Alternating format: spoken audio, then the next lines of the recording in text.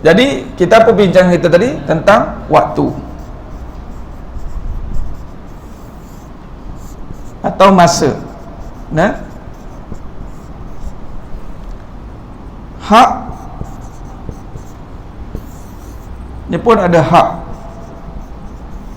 Ini ramai orang menuntut hak, hak masa tak ditunaikan lagi. Dia belum hak diri ni. Jadi hak dalam waktu. Apa dia hak dalam waktu? Segala hukum syariat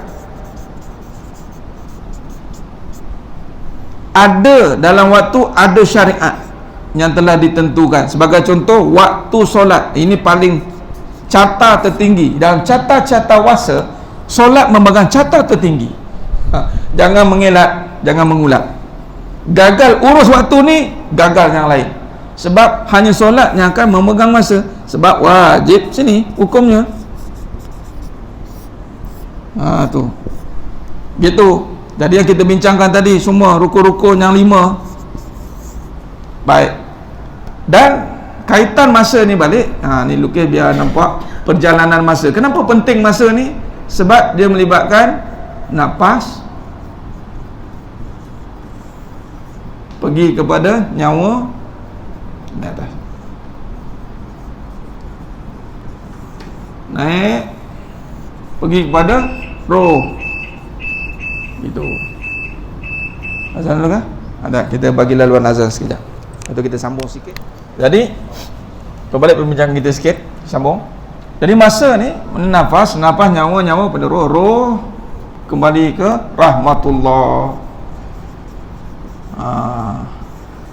Dia ada satu perkataan tu tuan-tuan, istiqomahlah pergi ke Baitullah, bermula di cawangan, kemudian endorsement di headquarters Makkah, dari Baitullah sehinggalah pulang ke rahmatullah.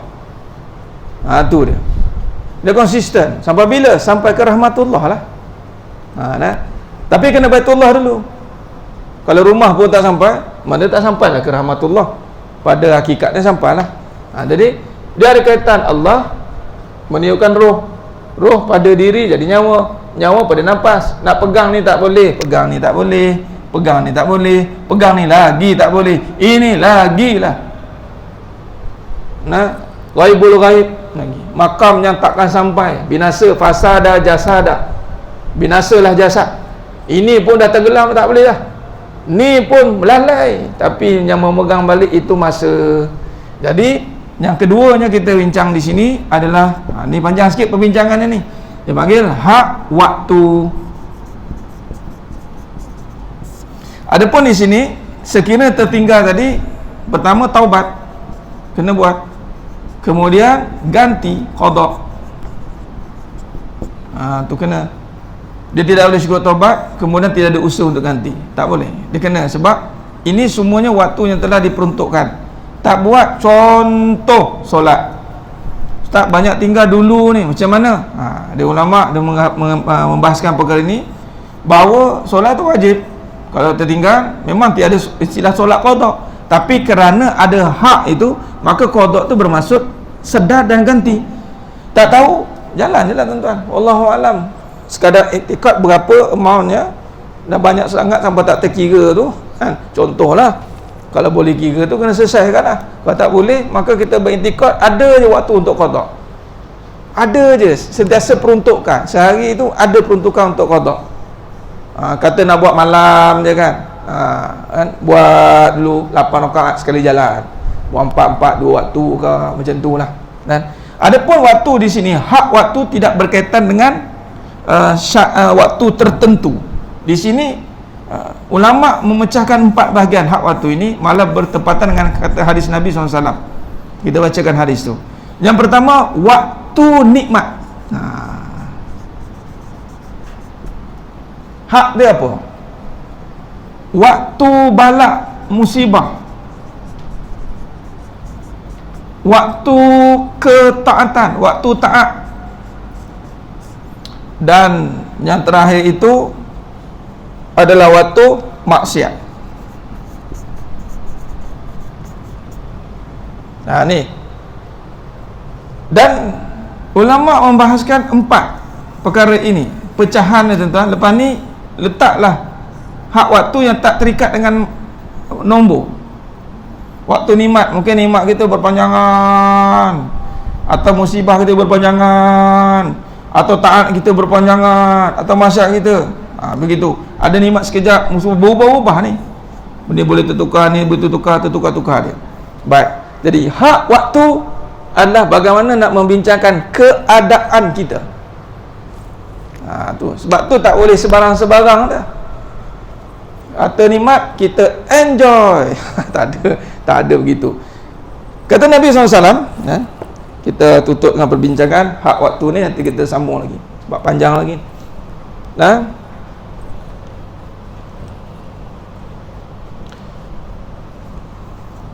Yang memecahkan perbincangan tadi itu adalah Abu Abbas radhiyallahu anhu. Beliau berkata, waktu-waktu hamba Allah itu ada 4 macam, tidak ada yang kelima, ada 4. Ini semua bagaimana hikmah bagi Allah bimbing, dan ini berkaitan juga dengan hadis Nabi SAW.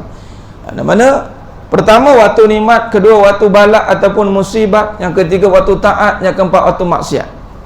Jadi kata Nabi SAW dalam hadis yang berbunyi, man u'tiya fasyakar wa batuliya fasabar wa zulima faghfar wa aznaba fastaghfar summa sakat alaihi salatu wassalam faqalu ma lahu ya Rasulullah qal ulaika lahum aman wa hum muhtadun. Yang bermaksud barang siapa yang dikurniakan nikmat Allah, nikmat Allah, yakni waktu dalam nikmat, maka hak dia bersyukur. Nampak? Dan sebab tu mula ulang syukur sebab kita rasa kita ni semua tenggelam dalam nikmat dah ni. Memang kita ni nikmat sungguh, terutama nikmat nafas, tak habis-habis nafas. Jadi mana mungkin kita tak bersyukur? Mustahil. Jadi waktu nikmat maka dia bersyukur. Ni hak. Barang siapa yang diberikan dia cubaan atau musibah oleh Allah, maka hak musibah itu adalah bersabar. Fasbir.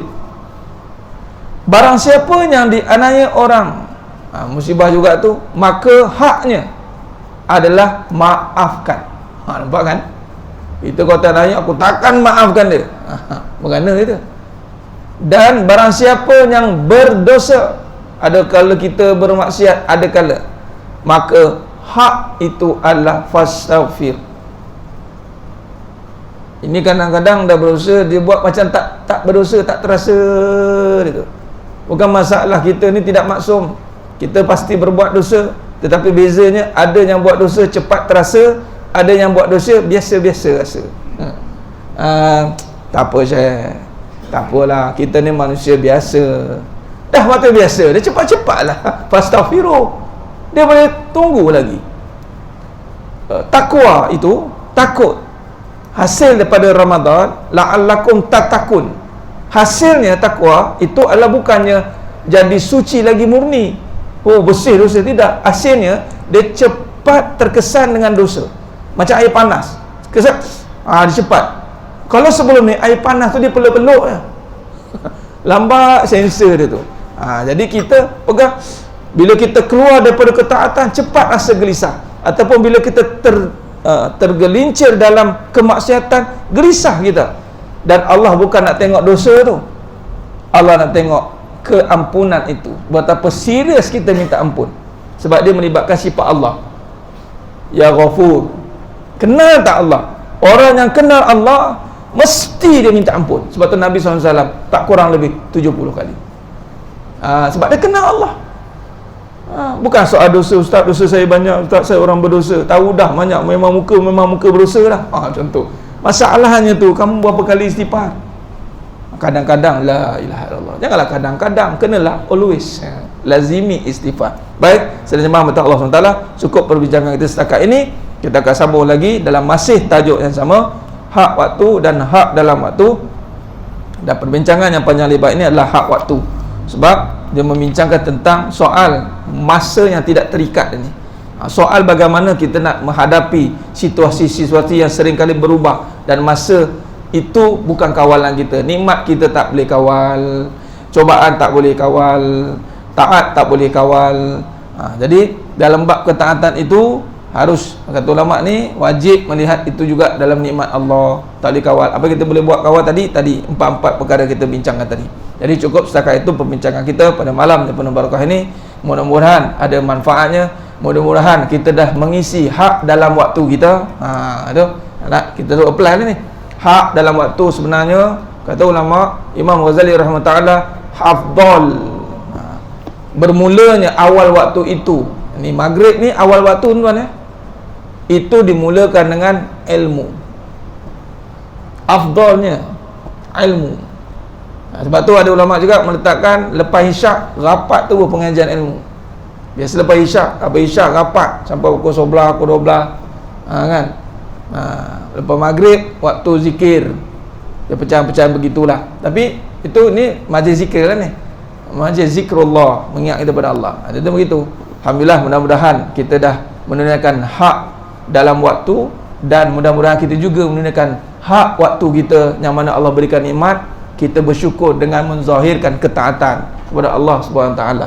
Mudah-mudahan semua perkara ini akan meletakkan kita sebagai hamba yang soleh dan solehah,